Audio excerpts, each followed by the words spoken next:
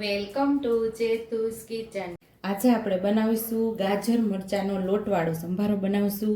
ગુજરાતીઓને સંભારા વગર તો જમવાનું અધૂરું જ લાગે છે, તો આપણે ટેસ્ટી એવો આપણે ગુજરાતી લોટવાળો ગાજર મરચાંનો સંભારો બનાવીશું। એના માટે આપણે 2 ગાજર લઈ લીધા છે, 3 લીલા મરચાં લીધા છે, આ તીખા પણ નહીં અને મોડા પણ નહીં એવા 3 મરચાં લીધા છે, 1 લીંબુ લીધું છે, અહીંયા મીઠું, તેલ અને 2 ચમચી જેટલો આ જ માપના 2 ચમચી ચણાનો લોટ લીધો છે।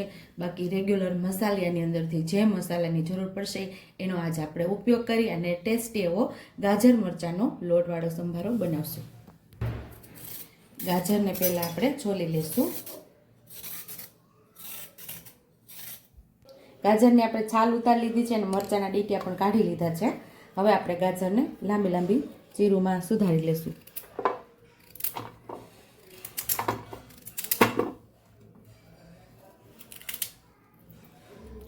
વચ્ચે જે પિત્તનો એટલે કે સાદી ભાષામાં બધે બાળકોને મારા દાદી કહેતા કે આ કૂતરો નહીં ખાવાનો, ઉધરસ થઈ જાય આનાથી, એટલે એને આપણે કાઢી લેશું। પિત્તનો ભાગ કહેવાય એ, તો કાઢી નાખશું આપણે। આવી રીતે આપણે 2 ગાજરને સુધારી લેવાના છે।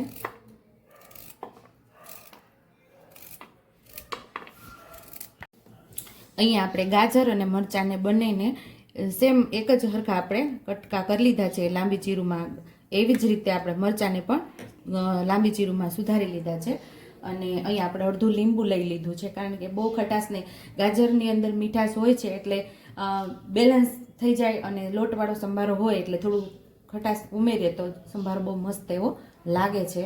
ખાટો મીઠો સંભારો ટેસ્ટી એવો તૈયાર થશે આપણો। અહીંયા આપણે કઢાઈ રાખી દીધી છે,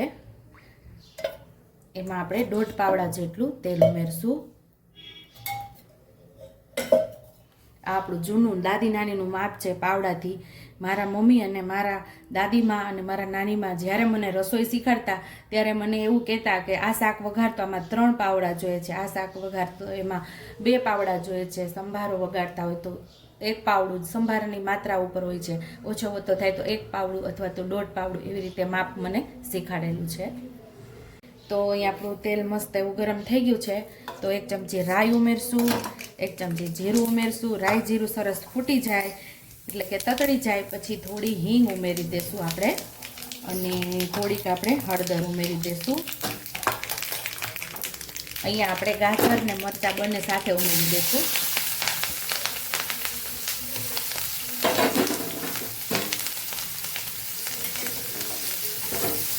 મિક્સ કરી દઈશું સરસ, આપણે એને સાતડી લેવાનું છે સંભારાને।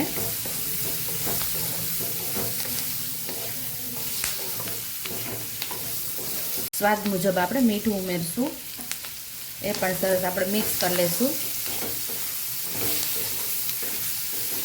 આ સંભારાની રેસીપી તમે એકવાર જો અને પછી એકવાર ઘરે પણ ટ્રાય કરજો, અને કમેન્ટ બોક્સમાં કમેન્ટ કરજો કે આ રેસીપી તમને કેવી લાગી છે, અથવા તો કયા નવા સંભારાની રેસીપી તમારે જોઈએ છે એ મને કમેન્ટ બોક્સમાં કમેન્ટ કરજો।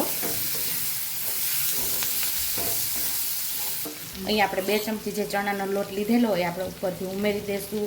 આપણો સંભારો મસ્ત એવો સતળાઈ ગયો છે, અને ઉપરથી આપણે લોટને ઉમેરી દેવાનો છે। આપણે જો 2 ચમચી લીધેલો બધો ઉમેરી દઈશું, અને હવે ઉપરથી થોડું આપણે પાણી ઉમેરશું।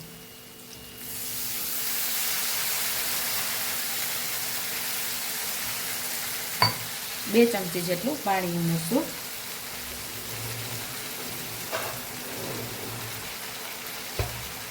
ઢાંકીને આપણે એને થવા દઈશું। સાવ ગેસ ધીમો કરી દીધો છે।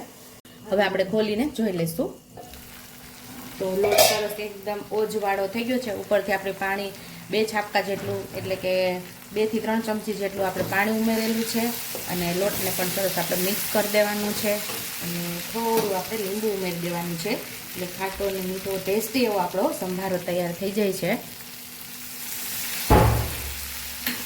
હવે આપણે એને મિક્સ કરી લઈશું।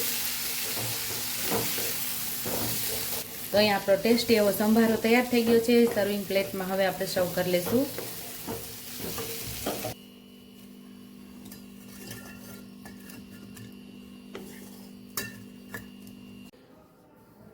તો આપણો જમવાનો 100 ગણો સ્વાદ વધારી દે તેવો ગાજર મરચાંનો સંભારો અહીંયા તૈયાર છે. જો તમને મારી રેસીપી પસંદ આવી હોય તો મારી રેસીપીને લાઈક કરજો, શેર કરજો, સબસ્ક્રાઈબ કરજો, બેલ આઇકોનને દબાવતા ભૂલતા નહીં અને કમેન્ટ બોક્સમાં કમેન્ટ કરજો કે મારી રેસીપી કેવી લાગી. તો આવજો.